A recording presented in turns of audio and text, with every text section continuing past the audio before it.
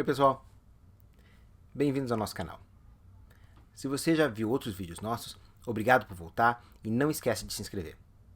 Se é a primeira vez que você está aqui, a gente tenta trazer as informações mais relevantes e mais importantes para quem quer praticar medicina tanto no Canadá quanto nos Estados Unidos, na América do Norte. Hoje eu queria conversar com vocês um pouco sobre observership. O que é um observership, por que isso pode ser importante para você e como conseguir um observership. Então vamos lá. Para começar, o que é um observership? Um observership é como se fosse um estágio de observação. Você vai vir acompanhar um médico canadense ou americano durante a prática no dia a dia, ou talvez acompanhar um serviço e não só um médico.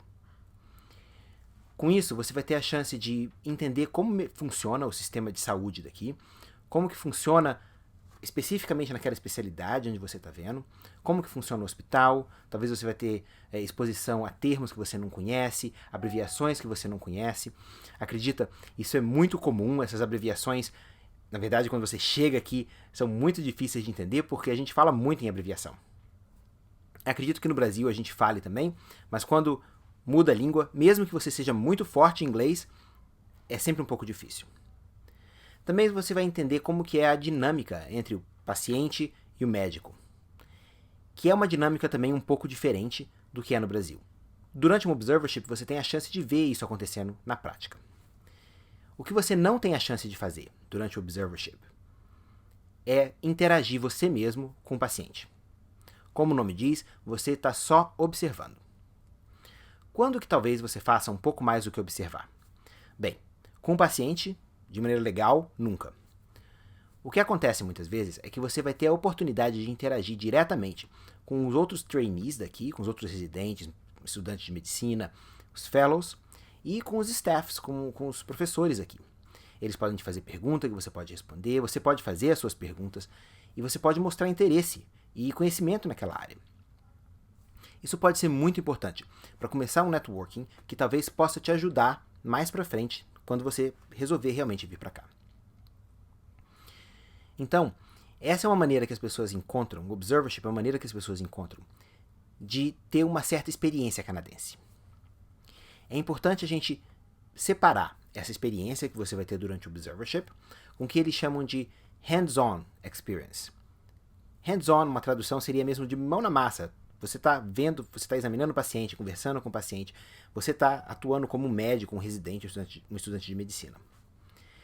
Observership não é um hands-on experience. Mas se você não tem a chance, a oportunidade de ter um hands-on experience, pode ser a única oportunidade que você tem, a única experiência que você tem aqui no Canadá ou nos Estados Unidos. Ter isso, ao invés de não ter nada, com certeza é válido. Às vezes, mesmo que você já tenha alguma experiência, é interessante você ter um observership, especialmente se essa sua experiência faz alguns anos já. E talvez agora você não seja mais um estudante, não pode mais fazer elective, talvez você já esteja na residência ou acabou a residência e você quer ver como as coisas funcionam. Talvez você tenha mudado de especialidade entre o seu elective na faculdade e a sua especialidade hoje em dia. Também é possível isso. Então, o observership pode ajudar muito. Tem gente que vai conseguir vaga de residência só com carta de observação do observership. Desculpa, eu quero dizer carta de recomendação do observership. Isso, na verdade, não é incomum. Eu conheço algumas pessoas que conseguiram, eu já li vários relatos na internet de pessoas que conseguiram. Como que você vai ter que se comportar? O que você vai ter que fazer durante o observership, talvez, para conseguir isso?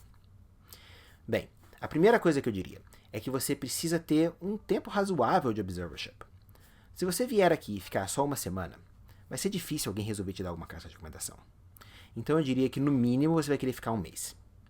Seria muito interessante se você estiver acompanhando sempre o mesmo médico ou médica, porque essa pessoa vai ter uma chance maior de interagir com você. Se você sabe da área que você está observando, é muito importante que você faça perguntas. Se você não sabe, é muito importante que você estude antes de vir, para você poder fazer perguntas que sejam adequadas. Na verdade, é muito fácil entender quando as pessoas entendem do assunto pela pergunta que elas fazem. Então, você quer se preparar antes de chegar no observership para fazer essas perguntas, talvez para conseguir discutir um caso. E isso vai ser muito importante depois para você pedir observership. A sua dedicação, chegar cedo, acompanhar, não reclamar, fazer as perguntas certas, vai ser importante se você quiser aquela carta de recomendação no final. Eu diria que é a coisa mais importante. Eu preciso que vocês lembrem que o observership nem sempre vai dar carta de recomendação. Às vezes o médico ou a médica que você está acompanhando não vai se sentir confortável porque não viu você trabalhando. Isso é comum e eu entendo isso. Então você tem que ter isso em mente antes de vir. Observership é pago? Não. Você não vai ganhar nada vindo fazer observership no Canadá. De maneira geral, isso vai ser uma interação quase que informal, ou um arrangement quase que informal entre você e o médico ou médica que você vai acompanhar. Às vezes você vai ter que passar por algum processo dentro do hospital também. Geralmente você vai ter que passar por um processo dentro do hospital, que vai incluir até antecedentes criminais. Mas você não tem nenhum tipo de ressarcimento monetário. Na verdade, você vai ter que acabar pagando várias coisas. Entre as coisas que você vai ter que pagar é o seu alojamento, e a vinda para cá vão ser com certeza os mais caros. Aqui no Canadá, geralmente os hospitais não vão te cobrar nada. Talvez eles cobrem algum tipo de administration fee, que geralmente não vai ser caro. E isso também vale para a maioria dos lugares nos Estados Unidos. Nos Estados Unidos, é bem comum existirem estágios de observação pagos. Isso, pelo que eu estou entendendo, está começando a acontecer aqui no Canadá. A minha opinião, e isso é só a minha opinião sobre isso, é que provavelmente isso não vai valer tanto quanto um observership que não seja pago. O observership pago dá a impressão, para quem está lendo a sua carta de recomendação, se a pessoa entende isso, que você está comprando uma carta de recomendação.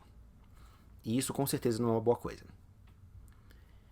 É claro que a gente pode dizer que talvez o observership seja pago, mas a carta de recomendação depende de cada médico. Eu até acredito nisso, dependendo caso a caso. Mas, de maneira geral, os programas de residência, os programas de fellowship, eu acredito que não vão gostar de um tipo de estágio desse que seja pago. Aqui, de maneira geral, estágio de pós-graduação, ou estágio que você faz depois da faculdade de medicina, não é pago, e você, na verdade, recebe como residência ou como fellowship. Então, a gente já discutiu um pouquinho sobre por que o observership é bom, sobre a remuneração ou não do observership. Vamos conversar um pouco sobre como que você vai conseguir um observership. Eu diria que a melhor maneira de conseguir um observership é através de um médico específico, médico ou uma médica específico ou específica. Você talvez conheça essa pessoa num congresso, talvez seja alguém que um staff seu, um professor seu na faculdade no Brasil conhece aqui no Canadá ou nos Estados Unidos, que recomenda você ou coloca você em contato, e você pede para esse médico ou médica para poder observar o dia a dia durante a rotina dele ou dela. Se você não conhece ninguém, se não tem ninguém que possa te indicar alguém, a melhor coisa a fazer é começar a procurar na área específica que você gostaria de fazer residência, fazer treinamento, de trabalhar aqui no Canadá. Então, digamos que isso seja Family Medicine, eu entraria nas páginas das universidades aqui no Canadá, nos departamentos de Family Medicine, e eu começaria a ver os nomes dessas pessoas, os nomes dos professores, e ver que tipo de trabalho que eles fazem. E achar alguém que faça um trabalho no qual você realmente se interessa, alguém que faça uma coisa que você vai gostar de ler sobre, que você vai querer fazer perguntas, que você vai se engajar bastante, porque isso vai fazer diferença, como a gente conversou. E aí você manda um e-mail para essa pessoa, e você pergunta se essa pessoa estaria interessada, ou na verdade consideraria ter um fellow, um observer com ela. Tendo o ok dessa pessoa primeiro, você depois vai passar pelo processo do hospital.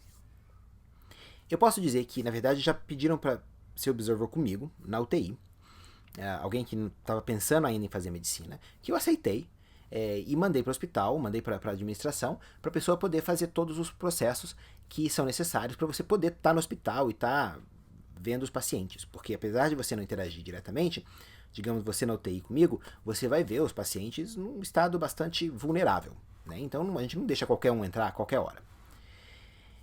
Geralmente é assim que acontece. E eu diria que esse é o melhor beta, a melhor maneira para vocês. Primeiro, acha alguém que toparia você observar, ou ser observado. Às vezes existem programas dentro do hospital, programas dentro de especialidades para observership. Isso é mais comum até nos Estados Unidos que no Canadá, que também são muito válidos. Se você achar esse programa e poder e se fazer o seu application para isso, eles te aceitarem, é excelente. Então é isso. Observership não é hands-on experience, mas pode ser muito importante, até fundamental para você, conseguir alguma carta de recomendação ou conseguir depois uma posição como fellow ou como residente aqui no Canadá. Principalmente se você já não tem essa opção de fazer o fellowship ou de fazer um elective durante a sua faculdade. Eu diria que se você tem a opção de fazer um elective, faça um elective durante a escola de medicina. E se você tem a opção, se você já tem uma residência acabada no Brasil, lembra, para fellowship você precisa de residência. Se você tem uma residência, eu diria que a melhor opção é fazer o fellowship. Às vezes, como aconteceu comigo, você faz o observership antes de ser aceito para um fellowship, para eles te conhecerem melhor. Eu espero que isso ajude vocês. Se vocês têm alguma pergunta, por favor, coloquem ela aí embaixo, eu vou ter o maior prazer em responder. Um abração e até a próxima. William, o que as pessoas têm que fazer para dizer que gostaram desse vídeo? Dá joinha. É isso aí. E não esquece de se inscrever no nosso canal para saber quando a gente colocar mais vídeos. Um abração.